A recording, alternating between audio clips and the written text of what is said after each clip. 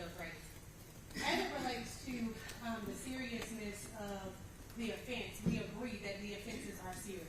What's happened here is a tragedy on both sides. And while that is something for the court to consider, it is not one of the IAO factors. We understand that the state has brought the Brock family here to voice their concerns. But what is particularly alarming to me is that they have not considered the Nolan side of the family, which would have been Kristen's family. And Kristen's family sits in support of Sarah Grace. And so there are two victims here.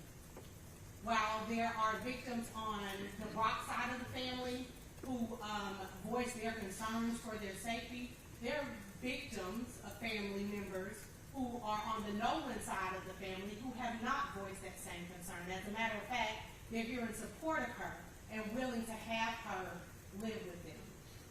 The grandfather, who is Kristen's father, Sarah Grace's father, all can live, Sarah Grace can live with them. Multiple people have said that Sarah Grace was invited into their home and they're not even family. So they're willing to have her be a part of their household.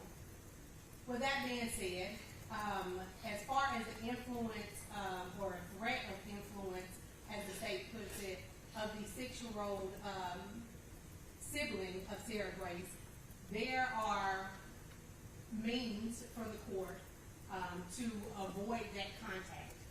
If the child, I don't even know that the child is 6. I think the child may still be 5 and have not yet turned 6.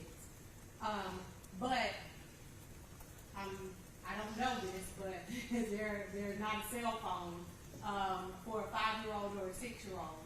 The court could restrict that contact just like the court does in any other case where there is alleged to be some witness where there could be influence. The court could say, I order that there is no contact between Sarah Grace and her younger sibling or any of her siblings for that matter. That can be remedied if that is in fact a concern for the court. What we have shown through our witnesses, Your Honor, is that Sarah Grace does in fact meet the requirements of the statute in that the court shall be authorized to release a person on bail if they find that they pose no significant risk of fleeing the jurisdiction of the court or failing to appear in court when required, no significant threat or danger to any person in the community or any property, no significant risk of committing any felony pending trial, and no risk of intimidating witnesses no significant risk of intimidating witnesses or otherwise obstructing the administration of justice.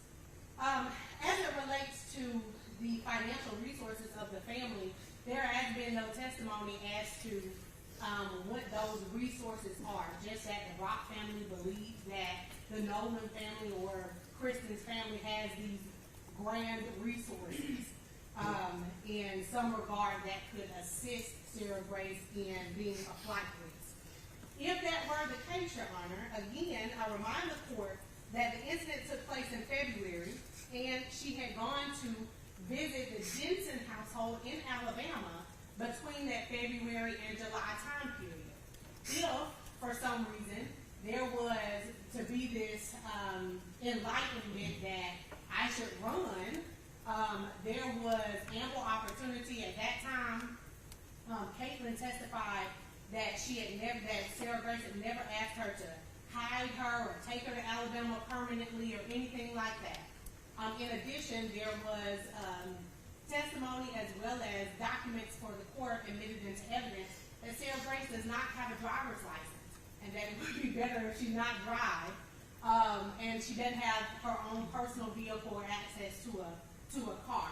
And so the flight risk for a 17-year-old at this stage with no driver's license and no meaningful way to get around in that regard to be this significant flight risk, I think just isn't met.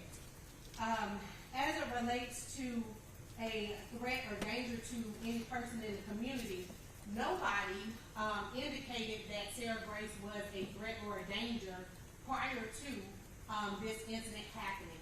And what we know is that hindsight is 20/20, and they're looking back on what they believe happened, and we assert Sarah Grace's innocence, and she is presumed to be innocent as she sits before the court, is that they're looking back saying, if she's capable of doing this, then she must be a threat.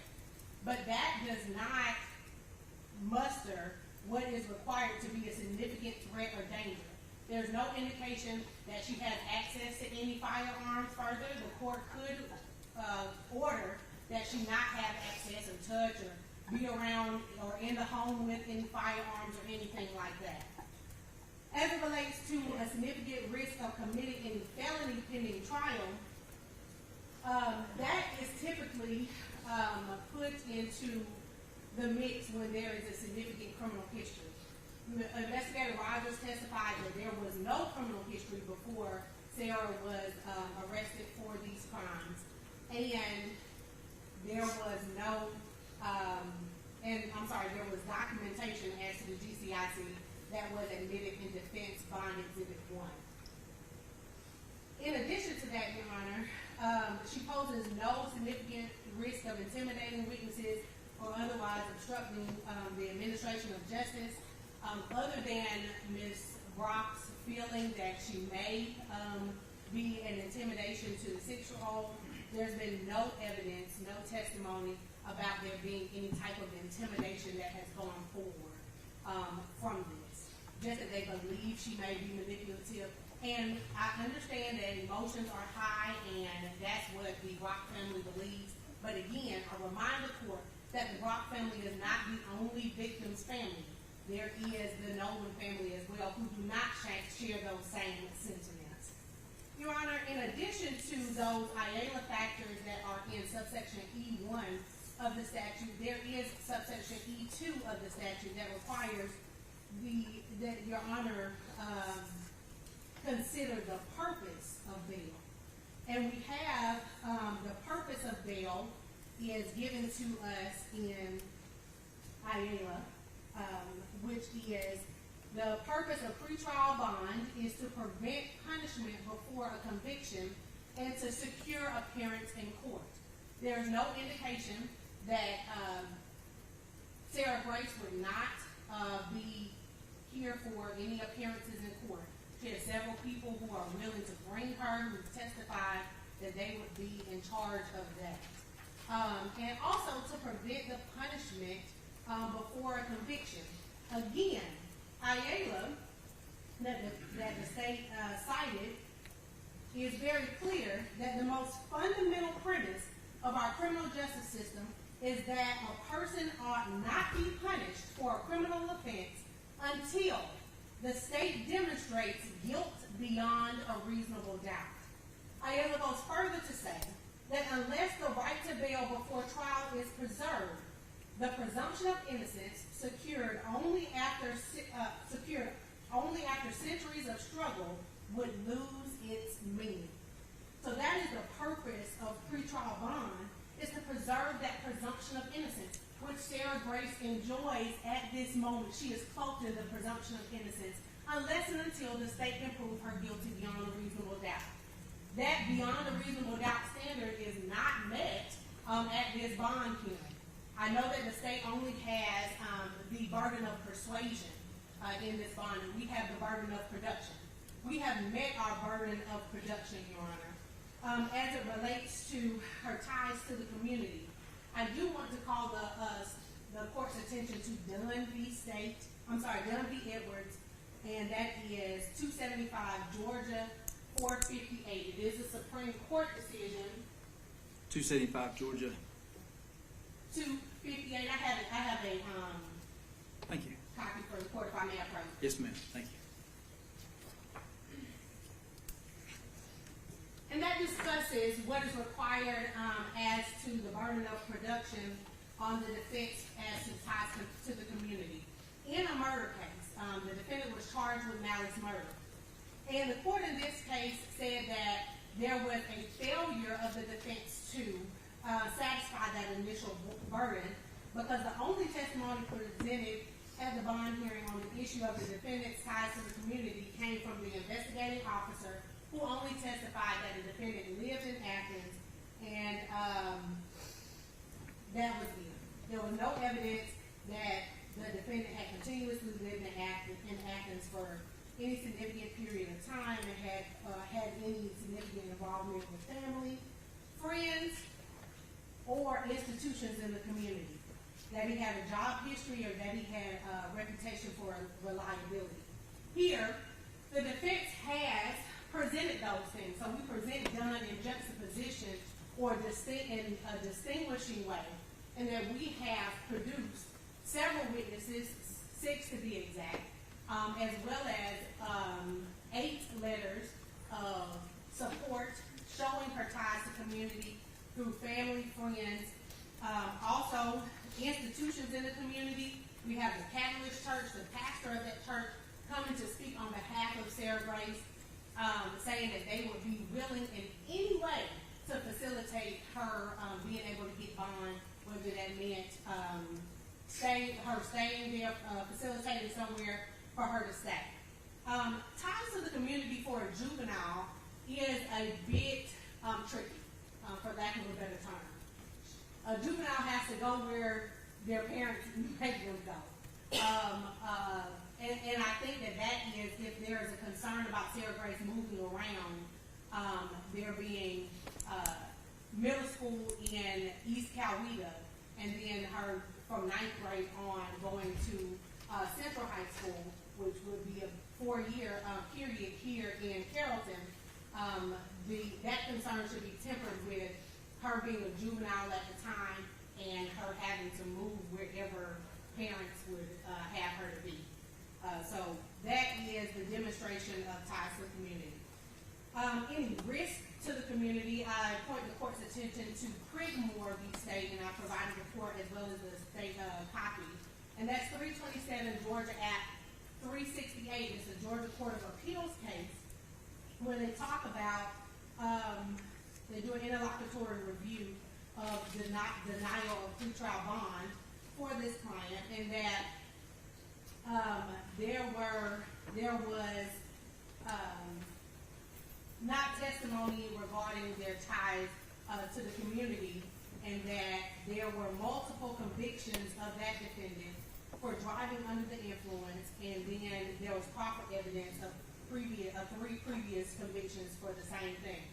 I present that in distinction and in juxtaposition to what we have here with Sarah Grace, is that she has absolutely no criminal history and is therefore not a risk to the community and not a risk to reoffend. Again, what has happened here is, in fact, a tragedy, and we are sorry for what has happened, but we assert and lean upon the presumption of innocence that is required by our justice system. In this case, bond denial is not proper, Your Honor. We have met the Ayala factors. We have met our burden of production through both testimonial and admitted evidence. And I also want to relate to the court that the court not only has whether or not there's a bond amount set for bond, but the court also has other tools in its toolbox and can impose conditions or a combination of conditions in order to make sure that Sarah Grace is not a flight risk or a risk to the community or anything like that. The court can impose conditions such as no social media or phone or phone privileges, ankle monitor, house arrest. The court has all of those tools in its toolbox to ensure that her presence is secured, and also that if she's on house arrest or has a curfew or ankle monitor, that she's not somewhere she can be. Technology is a beautiful thing, and what we have now is a GPS system that can tell you exactly where a person is at all times. And so through the courts that can be ordered, and there can be those conditions placed on the bond. In addition to that, Your Honor, because of her age, Ms. Patrick is being held in solitary confinement at the jail because the Sheriff's Department is concerned about putting her into general population. Courts have struggled with whether prolonged stays in solitary is constitutional or violative of the Eighth Amendment, especially in young people. So I just want to present that for the court's consideration as well. Again, I ask this court to protect the presumption of innocence. Based on everything that's been presented here today in court, not just the seriousness of offenses, not just this arbitrary concern that all of a sudden now people may be in danger, looking in hindsight, but based on real witnesses and testimony and presented documentation that Sarah Grace Patrick is a candidate for bond. You know, Your Honor, this profession requires that we not only struggle with doing the right thing, which is what society says is right at the moment, but we must also do what is right, and that is the notion of justice. And the just thing, and what is right in this case, will be granting Sarah Grace Patrick pretrial release. Thank you, Ms. Williams.